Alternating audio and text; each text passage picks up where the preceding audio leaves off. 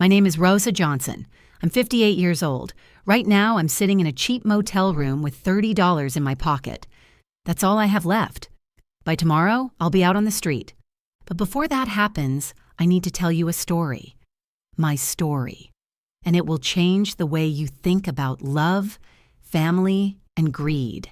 It will show you how the person you trust most can turn into your worst enemy, and how betrayal can come from the one you least expect. 3 months ago, I thought I knew who my friends were and who my enemies were. I couldn't have been more wrong. I was living with my daughter, Mia, in a tiny 2-room apartment. I'd always felt like a terrible mother, mostly because she reminded me of it constantly. That night, I was cooking dinner, macaroni and cheese, the only thing we could afford. The front door slammed so hard it made me jump. Mia was home. Nothing again! Her voice sliced through the silence. Another rejection! I heard her throw her bag. Something spilled across the floor. Still holding a wooden spoon, I hurried toward her. Mia, sweetheart, don't be so upset. Tomorrow's another day. Maybe you'll find something better. I reached out to hug her, but she recoiled like my touch burned. Don't be upset? She turned to me, her eyes cold, almost hateful. Mom, I'm 30 years old. I'm stuck living in this... She swept her arm around our cramped apartment. This dump. Working dead-end jobs. And why? Because Dad left us when I was 10. My heart clenched. I lowered my eyes, drowning in the guilt I'd carried for 20 years. Mia, You know why he left? She stepped closer, and I found myself backing away. Because you were never a real wife. You were always strange, closed off. You never knew how to make the right connections. Every word cut deeper than any wound. I pressed a hand to my chest, trying to steady my racing heart. I'm sorry, honey. I really did try to be a good mother. Tried? She laughed, but it was sharp and joyless. If you'd really tried, we wouldn't be rotting in poverty right now. She stormed into her room, slamming the door so hard the picture on the walls shook. I just stood there, holding that wooden spoon, tears streaming down my face. Maybe she was right. Maybe it was all my fault. To understand the choice I made, the choice that changed my life, you need to know how we lived, though to call it living feels wrong. Every morning I woke up at 5 to go clean offices downtown. I scrubbed floors, toilets, took out the trash. People in expensive suits walked past me as if I didn't exist. One morning, while I was mopping the lobby floor, a young manager in a crisp shirt stepped right into the soapy water. "Hey, you!" he snapped. "Why isn't there a wet floor sign?" I nearly slipped. "I'm so sorry, sir," I said quickly, placing the yellow sign. I thought I could finish before anyone... Thought? He shook his head. "Next time, think better. Or, we'll find someone who can." He walked away. I just stood there, mop in hand, cheeks burning with shame. Other employees looked at me with pity, or worse, indifference. I was 58 years old and still had no idea how to live life the right way. That evening I came home aching, exhausted. Mia was on the couch with her laptop, frowning at the screen. "How was the interview?" I asked gently, sitting down beside her. "What interview?" She didn't even look up. "The marketing firm you mentioned yesterday." "Oh, that," she shrugged. "I didn't even go. Their posting said 5 years experience minimum. I don't have that. But you could still try, explain..." "Mom." She finally looked at me, her eyes filled with exhaustion. "I'm 30 years old. No college degree, no connections, no experience worth anything. You know why? I knew what was coming. I'd heard it so many times before. Because when Dad left, we had to cut corners everywhere. You couldn't afford to send me to a good school. I worked crappy jobs just to help pay rent. And now, I'm useless to anyone. Mia, And you know the funniest part? She snapped her laptop shut. Yesterday, I ran into Sarah from school. Remember her? Our old neighbor? I nodded. She works for a big PR firm, makes more in a month than we do in half a year. She's got her own place, a car, she travels. Why? Because her parents stayed together. Because her mom knew how to be a wife. Each word was a knife. I clenched my fists, nails digging into my palms.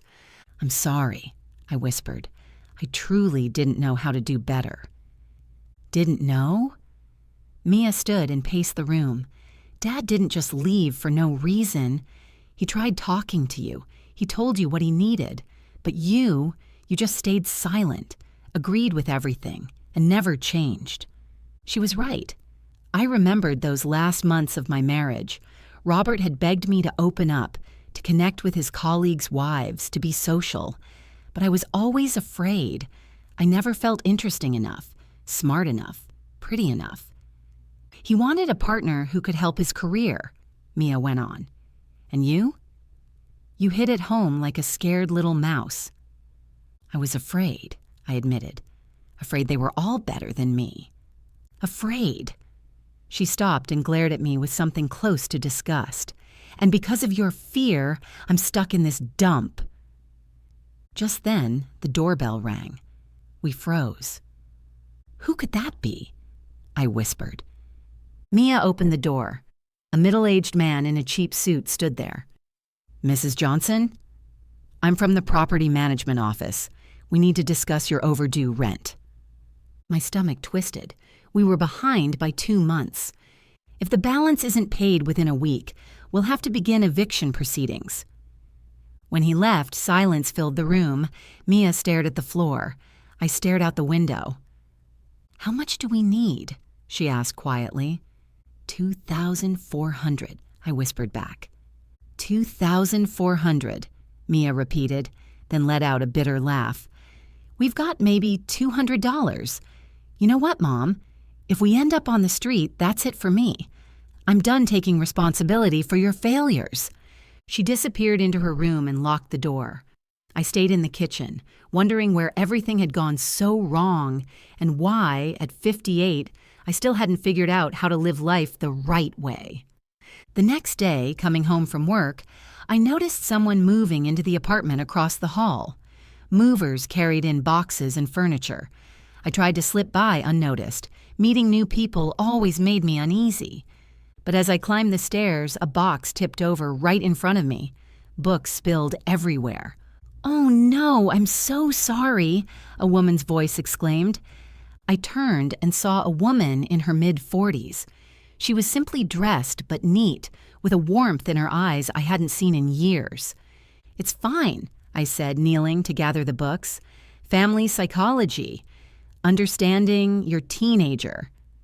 I read the titles without thinking. "I'm a school psychologist," she explained with a smile. "I'm Linda Williams." "And you must be our neighbor?" "Rosa Johnson," I introduced myself, handing her the books. "I live right across the hall." "So nice to meet you." Linda shook my hand, and I could tell she genuinely meant it. It had been so long since anyone was glad to meet me. "And this is my daughter, Emily." A young woman of about 20 stepped out of the apartment. Blonde hair, bright eyes, a kind smile. "Hello, Mrs. Johnson," she said politely.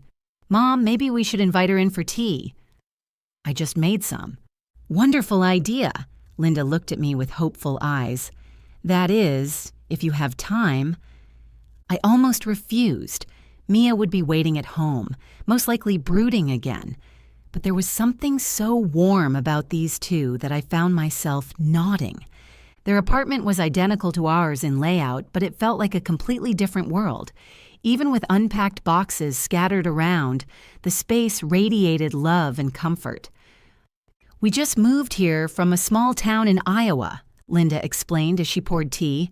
"I was offered a position at a youth counseling center. And Emily got into university," I added, glancing at the girl.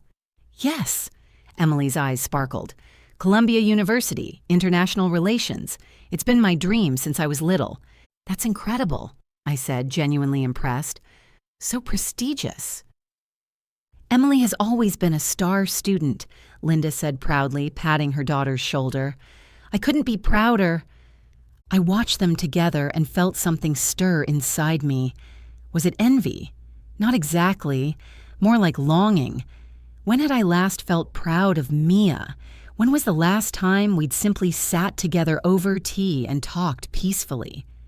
Do you have children, Mrs. Johnson? Linda asked. A daughter. Mia. She's 30, I replied softly.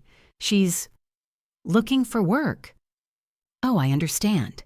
It's tough right now, Linda said kindly, especially for young adults.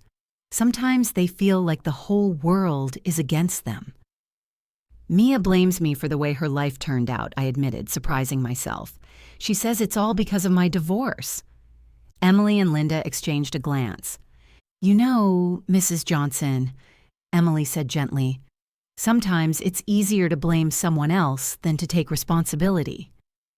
Emily's studying psychology too, Linda explained, and she's right. Your daughter might just be angry at her circumstances, but she's taking it out on you. But maybe she's right, I said, staring into my teacup. Maybe I really was a bad mother. Her father left when she was 10. Maybe if I'd been better. Stop right there. Linda leaned closer. May I call you Rosa? I've seen hundreds of divorces in my practice, and let me tell you as a professional, marriages don't end because of one person. It always takes two. But Mia says, What do you say? Emily interrupted. What does your heart say? I thought hard. What did my heart say? That I'd blame myself for 20 years for not keeping my husband, that I'd worked 3 jobs to keep my daughter fed, that I gave her everything I had, even when it wasn't much. I tried to be a good mother, I whispered. Of course you did. Linda took my hand in both of hers. I can tell, Rosa, you're a kind soul. Your daughter just doesn't see the treasure she has in you. Her words warmed me more than the tea ever could. No one had spoken to me like that in years. You know what, Emily said, standing up.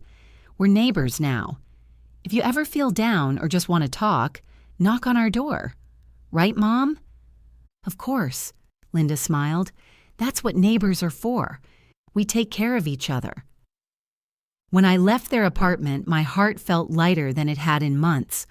For the first time in ages, I felt understood. I felt less alone. But back in my apartment, Mia's glare met me. Where were you? She demanded. With the new neighbors. They invited me for tea. The neighbors? She scoffed. Mom, don't you think it's weird when total strangers invite you in like that? Why weird? They were just being kind. Or maybe they want something, Mia muttered, disappearing into her room. I ignored her words. The visit had left me with a rare warmth. For once, someone saw me not as a failure, but simply as a woman worthy of kindness. But that wasn't the most unexpected change that was coming. A few days later, after another exhausting shift, I opened our mailbox. Among the bills, there was a white envelope stamped with the logo of a law firm. Probably junk mail, I thought, tossing it into my bag. At home, Mia was still glued to the computer, scrolling through job postings with a scowl. How's it going? I asked carefully. Nowhere, she snapped without turning. Every job wants experience I don't have. I went to the kitchen, pulled out the day's mail, electric bill, water bill, and that white envelope. I almost threw it away, but something stopped me. The letter was addressed to my full name, Rosa Marie Johnson. Strange. Junk mail usually just said resident. My hands shook as I opened it. The first lines made me sink into a chair. Dear Mrs. Johnson, we are writing to inform you that according to the will of your late uncle, Samuel Johnson, who passed away March 15th of this year. Uncle Samuel, I could barely recall him. My father's brother, who had moved to Canada before I was even born. We'd almost never kept in touch. I had seen him maybe twice as a child. You are the sole heir to his estate, valued at $6 million. The letter slipped from my hands. 6 million? Impossible. It had to be a mistake. Or a scam. "Mom, is dinner ready?" I heard Mia call from her room. I snatched up the letter and stuffed it into my robe pocket. "Yeah, honey, coming right up." I kept quiet through dinner, trying to process what I'd read. Mia went on about an interview she had the next day, but I barely heard her. The next morning at work, when no one was around, I called the law firm. "Mr. Thompson speaking?" "Hello," I said, my voice trembling. "I received a letter about an inheritance from Samuel Johnson." Mrs. Rosa Johnson. We've been expecting your call." "Yes, it's correct. Your uncle left his entire estate to you. But why?" We hardly knew each other. "He left a letter explaining his decision." "When can you come by the office?" 2 days later, telling Mia I had to work late, I sat in Mr. Thompson's office. He was an older man with kind eyes who reminded me of my father. "Your uncle was a very wealthy man," he said. "He owned a construction company in Toronto. After he sold the business, the money sat in the bank. He had no family of his own, and he spent a long time deciding who should inherit. He handed me a sealed envelope. He asked that I give this to you personally." My hands shook as I opened it. Uncle Samuel's handwriting was neat but frail. "Dear Rosa, I remember you as a little girl. Perhaps you remember me too. All my life I ignored other people's troubles and chased money by any means I could. I thought wealth would make me happy. In that chase, I never looked around to see the damage I caused. To be frank, your father told me years ago about your divorce and the hardship you were facing. It would have cost me nothing to help you. I didn't. Just as I didn't help anyone else. I was hard-hearted and indifferent to other people's pain. As for money, where I'm going soon, I won't need it. In our family, you are the one who needs it most. Farewell." Tears blurred the page. Poor Uncle Samuel. He'd spent a lifetime believing money would bring him joy, only to realize too late how wrong he'd been. Now he was trying to make amends. Mr. Thompson waited patiently while I gathered myself. "He was a very lonely man," he said softly. In his final months, he reflected a great deal on how he'd lived. "And here is the check," he added at last, sliding a slip of paper toward me. $6 million. I stared at the numbers. 6 million. Uncle Samuel had chased those digits his whole life and never found happiness. Now the money was mine, and instead of joy, I felt the same emptiness he must have known. After the inheritance, I moved through my days in a fog. I hid the check in my old jewelry box and had no idea what to do with it. Strangely, the money didn't make me happier. If anything, it felt like a weight. Mia was still job hunting and still furious at the world. I found myself knocking on Linda and Emily's door more and more. "Rosa!" Linda would greet me with such genuine warmth it felt like we'd been friends for years. "Come in, I just made herbal tea." In their apartment, I felt wanted. Linda asked my opinion about where to put the furniture. Emily showed me her notes and asked for advice. No one looked at me like a failure. What struck me most was how they treated each other. I realized I was watching the real thing. Love that doesn't demand or accuse, but gives and supports. One evening, Emily was studying for exams while Linda quietly washed dishes so she wouldn't disturb her. "Mom," Emily looked up, "you're staying up because of me." "Oh, sweetheart, I'm just tidying the kitchen." "Go rest. I'll finish up when I'm done." No, keep studying." "I don't mind." Watching them, something ached inside me. When was the last time Mia worried about whether I got enough sleep? When was the last time she said thank you for anything? That's when I thought of the $6 million check tucked away in my old box, and of how I still hadn't told Mia. At first I told myself I was waiting for the right moment, but sitting there with Linda, I understood the truth. I was afraid to tell my daughter about the money. I'd seen Mia's face change when we passed expensive stores. the way she looked at people in nice cars, with envy edging into resentment, the way her eyes lit with something sharp when she talked about wealth. "See that woman?" she'd said recently, pointing at someone in a fur coat. "Bet she married some rich old guy. No other way to get that kind of money." Or about her old classmate Sarah. "She's got a BMW and a 2-bedroom downtown. You know how she got it? Sleeps with a married businessman. So what? Money's money." Each time her words made me uncomfortable. There was a hunger in them, an unhealthy greed that scared me. Suddenly I remembered my father's words, spoken long ago when I was young but never forgotten. "Rosa, suffering and hardship aren't the worst things that can happen to a person. Far more dangerous is sudden good fortune. That's what breaks people most often." I hadn't understood him then. I thought money and success were the keys to happiness. But sitting beside Linda, watching her with her daughter, I finally understood. Mia wasn't ready for that kind of money. I felt it in my bones. $6 million might not save her. It might destroy her, make her angrier, greedier. "Rosa, what are you thinking about?" Linda's voice brought me back. "Oh, just life," I said. "You know," Linda sat down beside me, "I sometimes think money is a dangerous thing. It can help a person or it can ruin them." I flinched. It was as if she'd read my mind. "What do you mean?" I asked. "Well, look at us. Emily and I live modestly, but we're happy. We value each other and the simple joys. But what if millions suddenly fell into our laps? Wouldn't it change how we see the world? Wouldn't it change us?" I still had that check locked away in my jewelry box. Money that could change Emily's life. Money Uncle Samuel had left me so I could be happy. But how could I be happy while watching good people suffer, knowing I could help, but lacking the courage? That night, I hardly slept.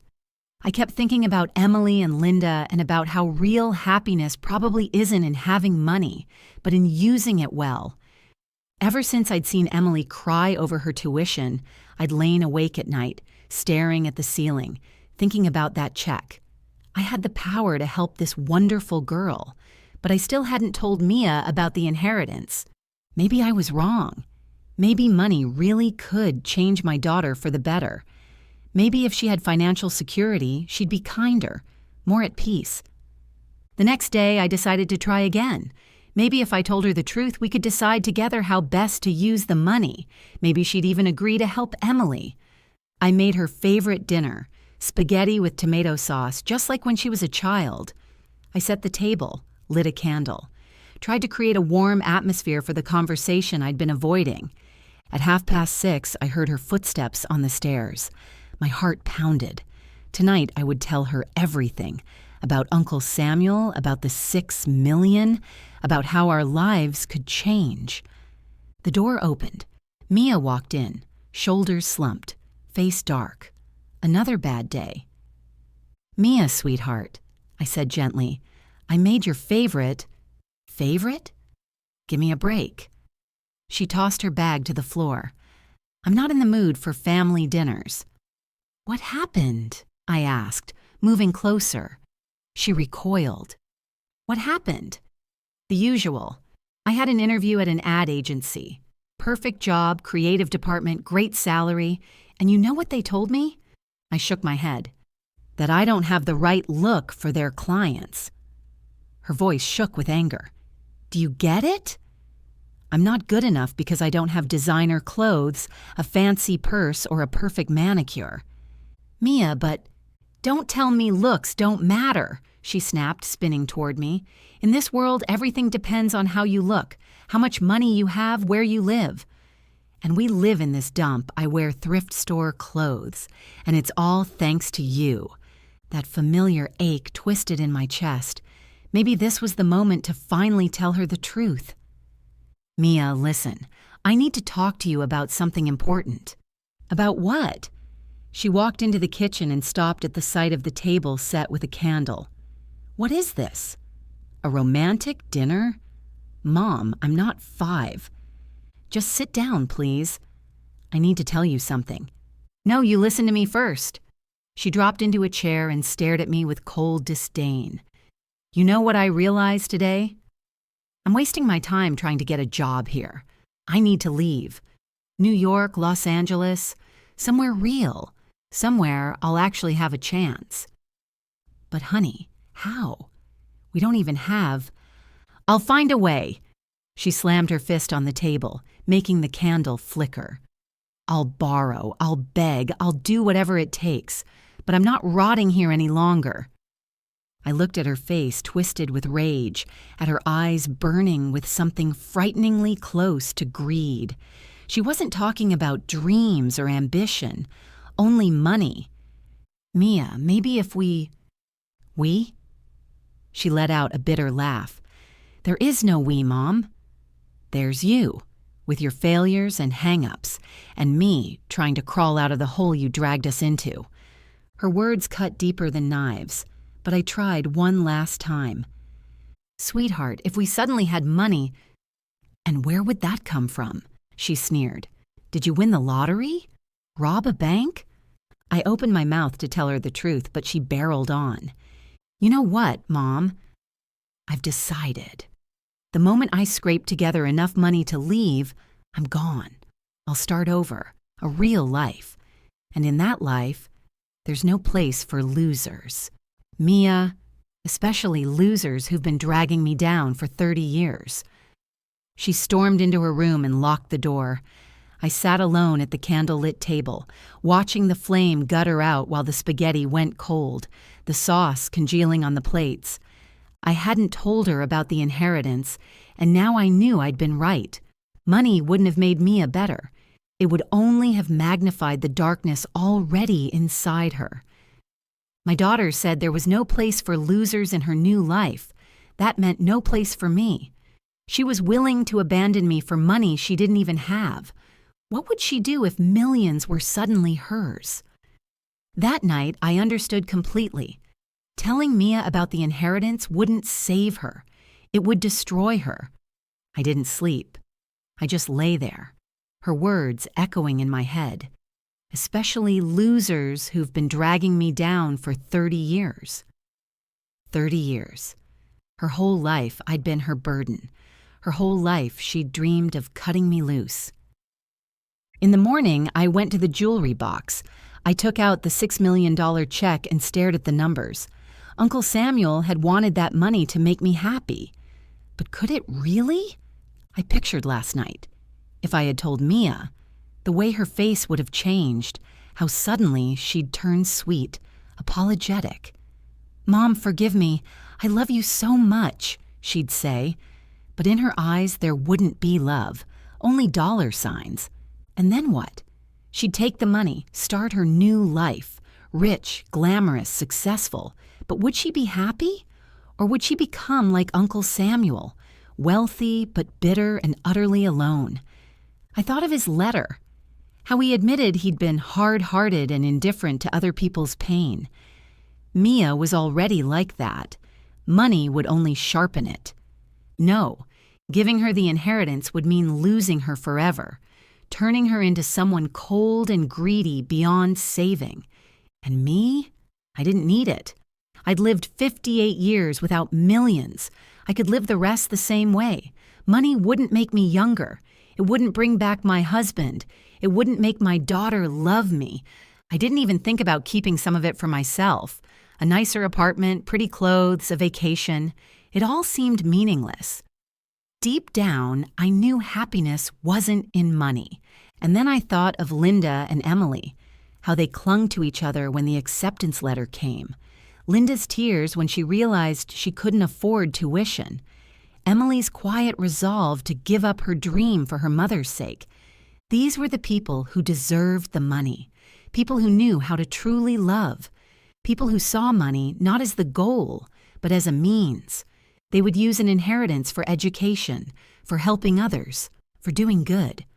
I stood up and walked across the hall, knocked on their door. Rosa! Linda opened it, her face still wet with tears. Come in. What happened? I asked, though I already suspected.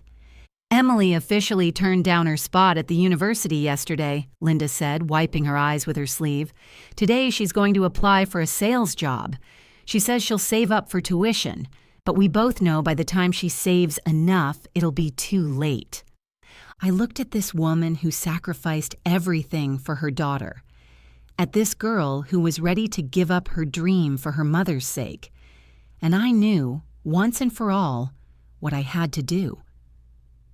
"Linda," I said, taking her hands in mine, "what if you suddenly had the money for Emily's tuition?" "Where would that come from?" She gave a weary smile. "It's $28,000. For us, that's astronomical. But if it did appear, would you take it?" Linda stared at me, startled. "Rosa, what are you talking about? Just answer me.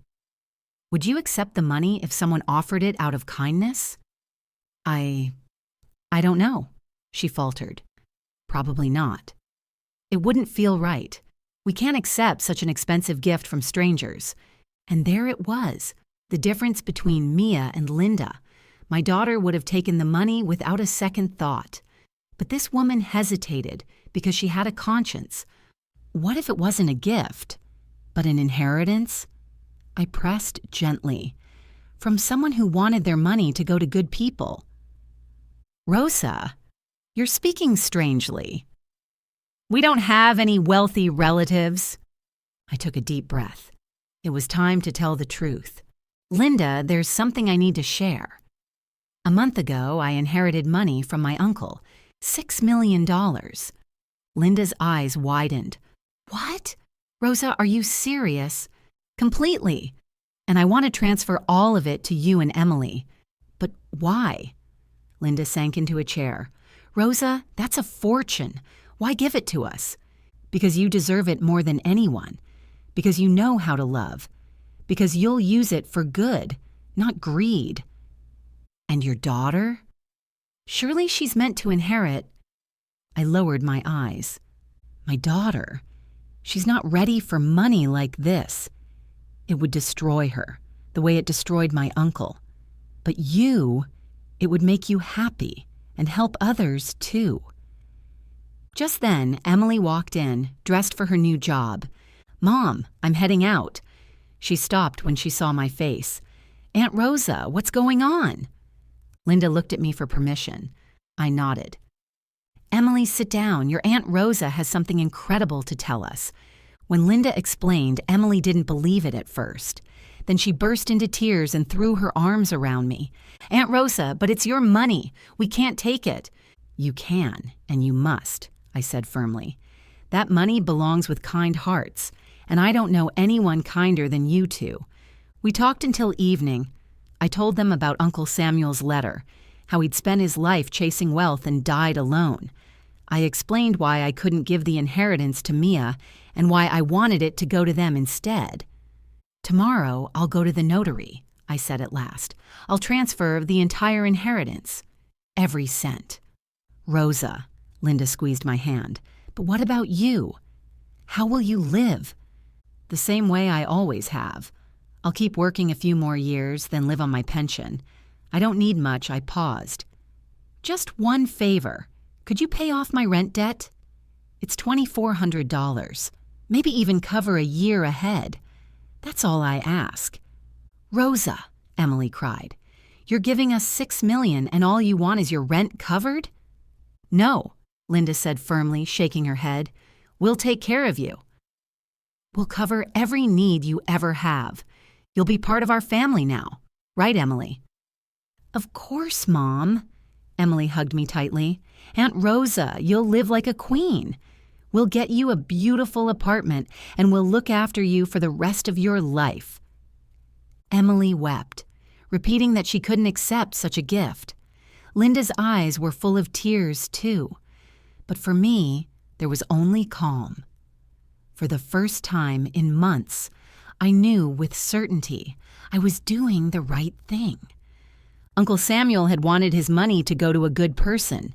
Now it would go to two. Maybe his soul would finally find peace. And at last, I understood what real happiness was. Not having money, but using it to bring happiness to others.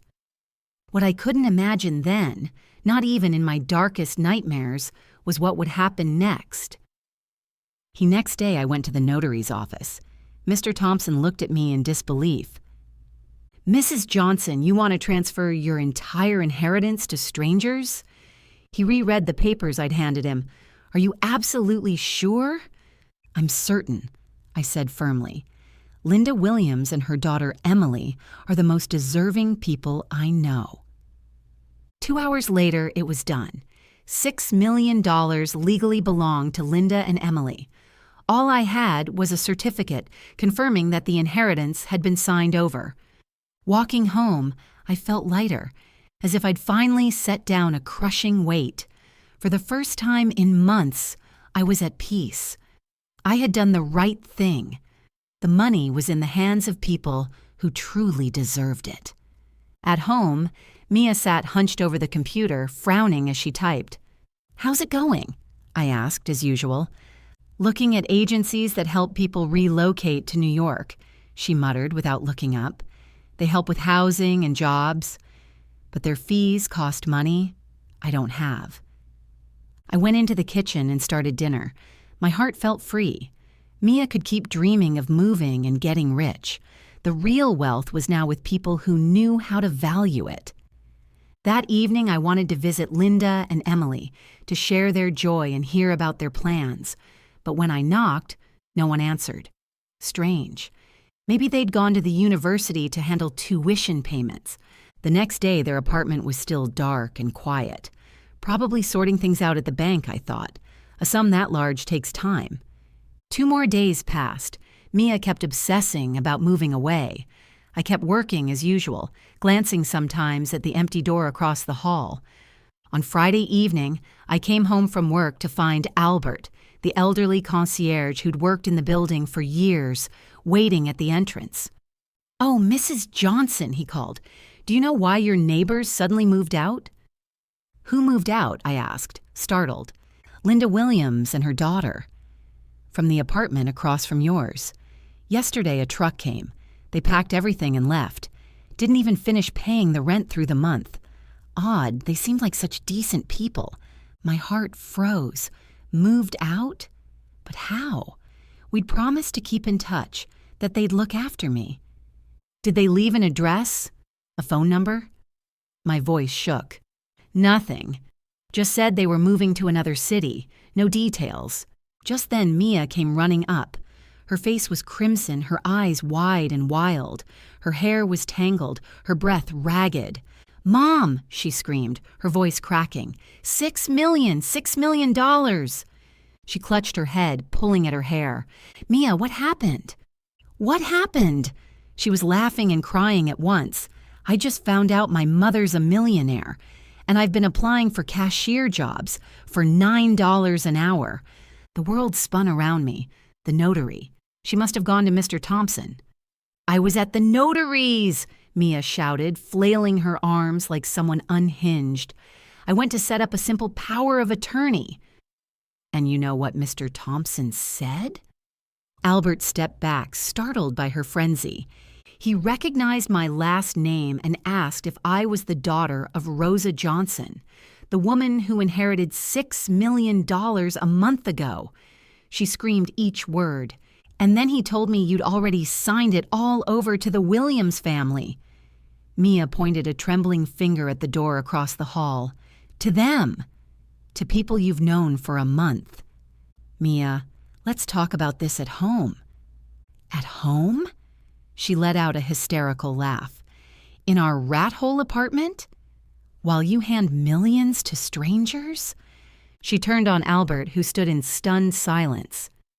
"Did you know my mother got $6 million? $6 million! She held up her fingers to show the number, and she gave it away to her neighbors." Albert's jaw dropped. $6 million! "Yes," Mia pounded her chest with her fists. "And me, her own daughter, was counting pennies for bread. Yesterday I cried because I didn't have $20 for the bus. $20! While she had millions. Mia, stop! I reached for her, but she recoiled as if burned. Don't touch me! She shrieked so loudly that other tenants rushed out. You betrayed me. You gave away what was mine. A crowd gathered, staring at us with horror and curiosity. Congratulations, Mom, Mia sobbed, her laughter breaking through tears. You gave $6 million to people you've known for a month and left your daughter with nothing but poverty. She spun around and bolted inside, stumbling into walls. I followed, numb under the neighbors' stares. At home, Mia raged through the apartment like someone possessed, laughing hysterically, screaming, pounding her fists against the walls. 6 million, she repeated like a mantra. 6 million, while I counted pennies for bread. She threw clothes into a suitcase, her hands shaking so badly she couldn't even pack. You know the funniest part? She whirled on me, eyes blazing with madness. I worked triple shifts to pay for your medicine, and all this time you had millions. Mia, I can explain. Explain? She grabbed her head, rocking back and forth. What's there to explain? That I'm not good enough? That strangers are worth more than your own daughter? She dropped to the floor, laughing manically through her tears. I thought we were poor. I thought we had no choice. But you decided I didn't deserve a better life. Mia, you don't understand. Don't understand? She leapt to her feet and rushed at me. Her face was twisted, her eyes wild. I understand perfectly. You never loved me, never. She began throwing clothes into her suitcase, crying and laughing at the same time. $6 million. $6 million. And I was dreaming about buying a pair of new jeans. Mia, don't leave like this. Don't call me Mia. She spun on me, her face twisted with rage. I don't have a mother anymore. And you don't have a daughter. Her hands shook as she zipped the suitcase shut. Then she stood facing me. Now listen carefully. Her voice dropped, low but terrifying. I'm leaving. And if you ever try to find me, I won't be responsible for what I'll do. She walked to the door, but at the threshold turned back. Her face was streaked with tears, but her eyes burned with hate. Stay out of my life! She screamed one last time. Don't you dare ever look for me again. To me, you no longer exist. The door slammed so hard the walls rattled. I heard her heels pounding down the stairs, then the echo of the building's front door slamming shut. And I was alone in the empty apartment. As the sun went down and shadows filled the room, Mia was gone from my life forever, and Linda and Emily had vanished without even saying goodbye. I sat there in the dark, realizing I had lost everything. My daughter, the money, even my faith and kindness. Worst of all, I knew there was no way to undo it. That's how I ended up here, in this cheap motel with $30 left in my pocket. That's how I lost both my daughter and the money in one terrible Friday. But this was only the middle of the story, because I still didn't understand what had happened to Linda and Emily. I couldn't believe they had just abandoned me. They had promised to look after me. They had promised to be my family. Maybe, I told myself, something came up. Maybe they had to leave suddenly for family reasons. Surely they wouldn't just take the money and vanish. Not Linda, not Emily, not the people who cried with me, who spoke about love and kindness. Lying on the hard motel bed, I replayed our conversations in my mind. Linda taking my hand, telling me I was special. Emily calling me Aunt Rosa, both of them hugging me when I revealed the inheritance. No, they couldn't have been bad people. There had to be another explanation. In the morning, I woke to a loud, insistent knock. At the door stood a man in a cheap suit, the same one who'd once come about the unpaid rent. Mrs. Johnson, time's up, he said bluntly. You need to clear the room by noon. But I paid for tonight. For tonight, yes. But if you want to stay longer, you pay in advance. And judging by the look of you, you don't have the money. He was right. The $30 I had yesterday were gone. What if the money comes tomorrow? I asked weakly. He looked at me with a mix of pity and contempt. Lady, I've heard every story. Tomorrow it'll come. Any day now. Family will help. Do you have money now or not? I shook my head. Then pack up. Out by noon. When he left, I sat on the bed, trying to make sense of it all. Linda and Emily had promised to cover my rent. They had $6 million. Paying for my room would have been like me buying a stick of gum. But they didn't pay. They didn't call. They disappeared without leaving a trace. For the first time, I felt real fear. Not sorrow, not disappointment. Fear. Cold, gnawing fear that I had made a terrible mistake, and that now I would have to pay the price. I stuffed my few belongings into my old suitcase, put on the warmest clothes I had. It was getting chilly outside, and I had nowhere to go. At noon, I walked out of the motel. The doorman didn't even glance at me. To him, I was just another failure who couldn't pay for her room. I stood on the street, suitcase in hand, realizing I had nothing left. No one to help me. Nowhere to go. My daughter had abandoned me. Linda and Emily had vanished. And me? I was completely alone. And that's when I understood the story that began with a $6 million inheritance was far from over. The next morning, they put me out on the street. I walked through the city in the same clothes I'd been wearing for 3 days, with empty pockets and an empty stomach. The last time I'd eaten was the day before yesterday. I didn't know what to do, where to go, how to keep living. And then I thought of Mr. Thompson, the notary who had drawn up the transfer. Maybe he could reach Linda and Emily. Maybe he could find out where they'd gone, what had happened. I walked all the way to his office. No money for the bus. The secretary looked at me suspiciously. "Do you have an appointment?" "No, but I really need to speak with Mr. Thompson. It's urgent. He's very busy." "Please," my voice shook, "tell him Rosa Johnson is here." It's about the $6 million deed of gift. A few minutes later, I was shown in. Mr. Thompson stood up, his eyes full of concern. "Mrs. Johnson, what on earth happened? You look terrible." "I know." I sank into a chair. "Mr. Thompson, can you reach Linda Williams? You have her contact information, don't you?" "Of course." "What's going on?" I told him everything. How Linda and Emily had vanished, how Mia had left me, how I'd lost my job and my home. Mr. Thompson listened, shaking his head. "This is dreadful, Mrs. Johnson." "But I don't understand. Didn't Mrs. Williams promise to take care of you?" "She did." I wiped my tears. "But they're gone. Moved out. No address." "All right, let's try calling her." He pulled Linda's file from the folder, dialed her number, and put the call on speaker. The phone rang several times before I heard the familiar voice. "Hello?" "Linda!" I nearly shouted. "It's Rosa." "Where are you? What happened? Why did you disappear?" Silence. "Linda, can you hear me?" My words tumbled out, desperate. "I've been looking for you. I'm in trouble. Mia left me. I lost my job. I have nowhere to live. You promised you'd look after me." "Rosa?" Linda's voice was colder than I'd ever heard it. "Yes, it's me." "Linda, why haven't you called?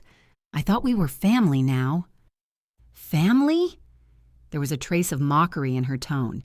"Yes, you said you'd take care of me, that you'd cover my rent." "Ah." Her voice shifted, something sharp creeping in. "Tell me, Rosa, how's your daughter?"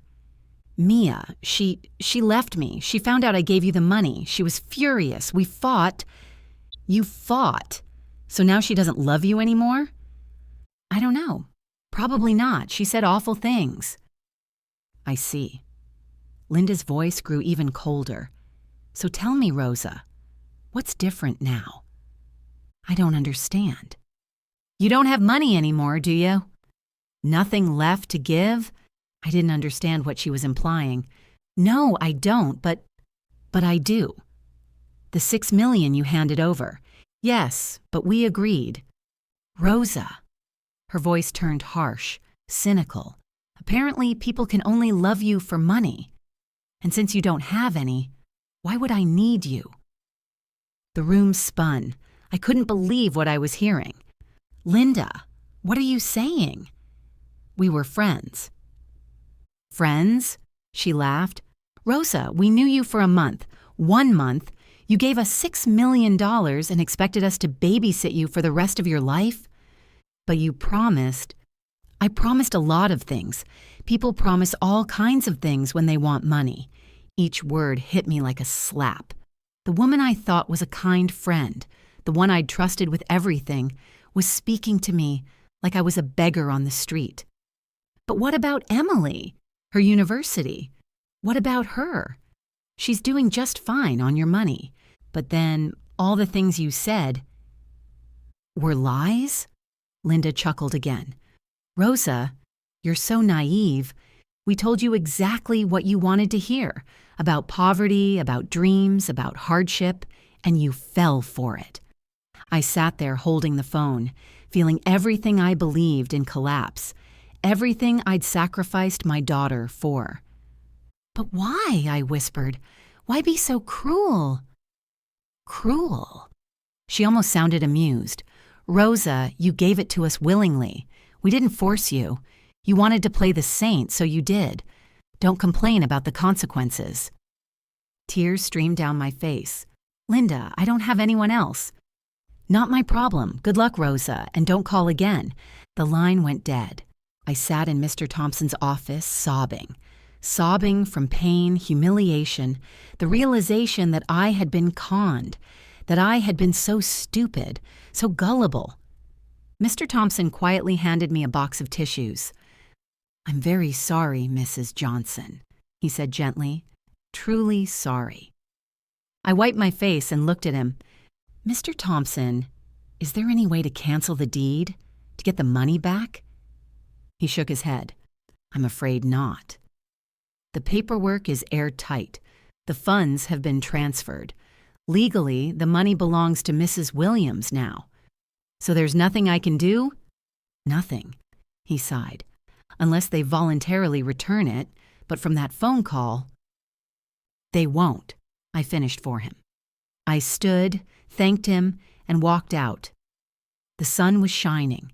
People hurried about their day, but to me the world had gone completely dark. I had lost everything.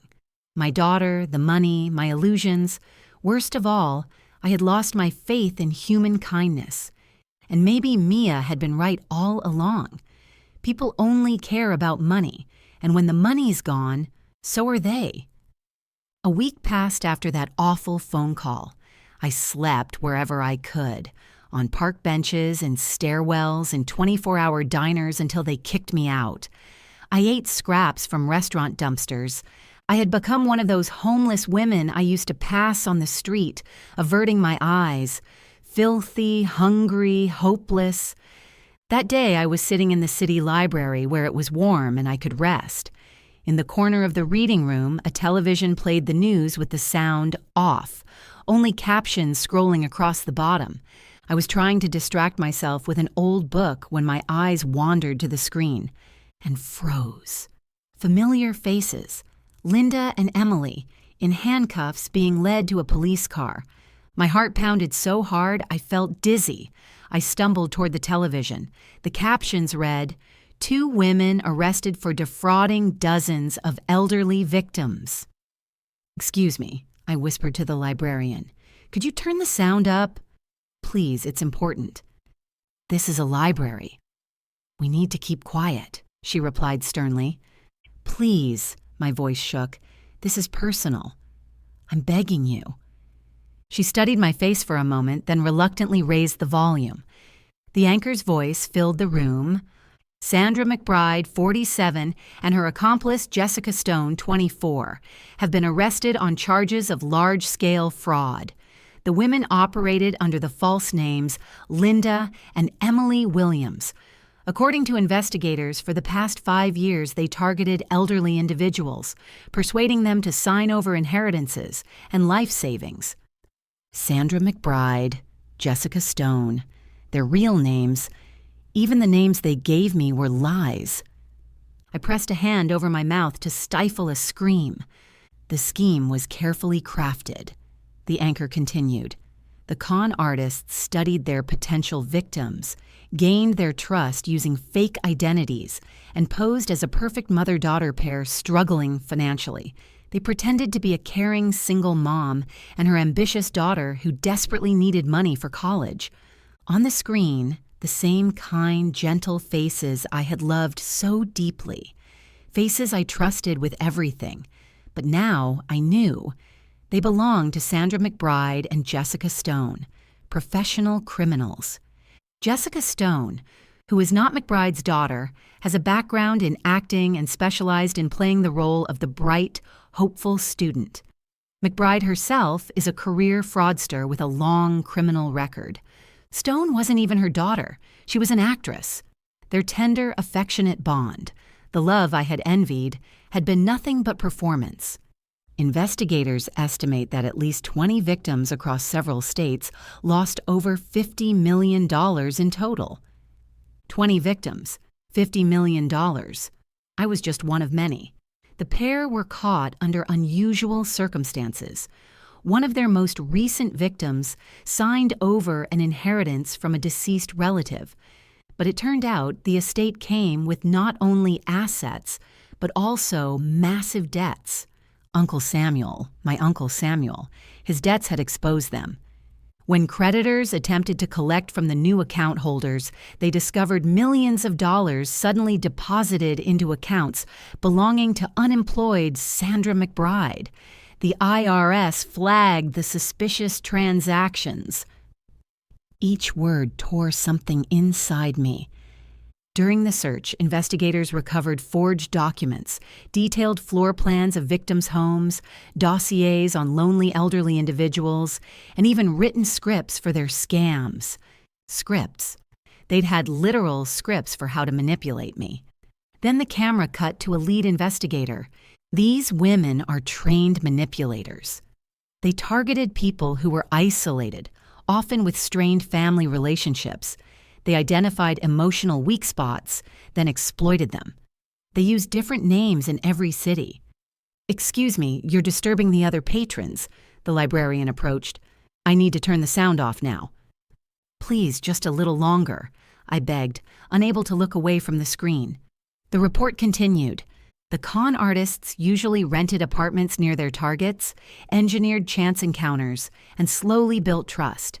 They created the illusion of an ideal family, everything their victims' real relatives were not. Warm, attentive, loving. Every word hit me like a hammer. They were describing my story, exactly my story. At the final stage, the women would share stories of financial hardship, an eviction notice, or the need to pay for education. The victim would then offer help on their own, believing they were doing something meaningful. Columbia University. Emily's tears. $28,000 for tuition. All of it. Lies. The investigation is ongoing, the anchor concluded. Police are urging other possible victims to come forward. The screen switched to commercials, and I asked the librarian to turn the sound off. I walked slowly back to my table and sat down. My hands were trembling so badly I couldn't control them. It had all been lies, every bit of it. Their move into the building, our chance meeting on the stairs, the tea invitations, the heartfelt conversations, Emily's tears over her so-called dreams, Linda's promises to take care of me. Even their names had been fake. I had never known these women. I had only known the characters they played, even their polite refusals to take my money at first, their insistence that it would be wrong. That, too, was part of the script. They had studied me. They knew I was lonely, estranged from my daughter, desperate for real family, and they gave me exactly what I craved, an illusion of love, of belonging. And then they took everything and vanished. I sat in the quiet library, surrounded by the rustle of turning pages, realizing I hadn't just been tricked. I had been handled, manipulated like a lab rat in a maze. And I wasn't their only victim. There were 19 others, 19 people who believed in false kindness and lost everything. But that was no comfort. My money wasn't coming back. My daughter would never forgive me. My faith in human goodness had been shattered beyond repair. I got up and walked out of the library. A light rain was falling and I had nowhere to go. But now I knew the truth. Sandra McBride and Jessica Stone. Even the names I had once cherished were lies. And that truth was even worse than anything I had imagined. After I learned the truth about Sandra and Jessica, another month passed. The worst month of my life. I lived on the streets, slept in stairwells, washed in public bathrooms, ate out of restaurant dumpsters. I had become one of those invisible people I used to pass by with a guilty glance. Dirty, hungry, hopeless. But hunger and cold weren't the worst part. The worst part was thinking about Mia. Every day I thought of her. Where was she? Had she made it in New York? The more time passed, the more I realized she'd been right. Of course she had the right to be angry. I gave $6 million to strangers instead of trusting my own daughter. I was a terrible mother. I told myself I was protecting her from being corrupted by money. But in truth, I had judged her. I had decided she wasn't worthy, that she was greedy, selfish. And yet Mia had warned me from the start. Doesn't it seem strange that people who don't even know you suddenly invite you over? She had been smarter than me. But I chose 2 actresses performing a script over my own child. That night, I lay on a piece of cardboard in a stairwell and cried from shame and regret. I had destroyed my own family, betrayed the only person who truly belonged to me, for the sake of a beautiful lie. The next morning, I sat on the steps of some building, watching people rush past. Everyone had their own life, their own family. And I had nothing. Then I heard footsteps. I lifted my head, bracing myself for someone to tell me to leave. Instead, I saw a familiar face. Mia. Thin, pale, dressed in cheap clothes. She was staring at me, wide-eyed, as if she couldn't believe what she was seeing. "Mom?" she whispered. "I've been looking everywhere for you." I couldn't speak. I just stared at my daughter and cried. "Oh my God, Mom, what happened to you?" Mia knelt beside me. "Are you living on the street?" I nodded, still unable to form words. "Mom, I saw the news," Mia said softly, "about Linda and Emily, about their arrest, about how they were scammers." Tears streamed down her face. When I found out their real names were Sandra McBride and Jessica Stone, that they conned 20 people, that they had scripts for everything, Mom, I felt so ashamed. "Ashamed," I whispered, "for leaving you, for abandoning you when you became their victim. They used your kindness against you, and her voice shook with anger. "I only added to your pain instead of standing by you." Mia took my hands in hers. When I saw the news say that one of the victims was an older woman from Chicago who had signed over an inheritance from her uncle, I knew it had to be you, and I knew I had to come back. "But you were so angry with me." "Yes, I was angry." Furious, Mia wiped her tears.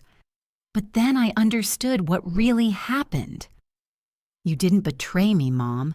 You were deceived by professionals." She hugged me tightly.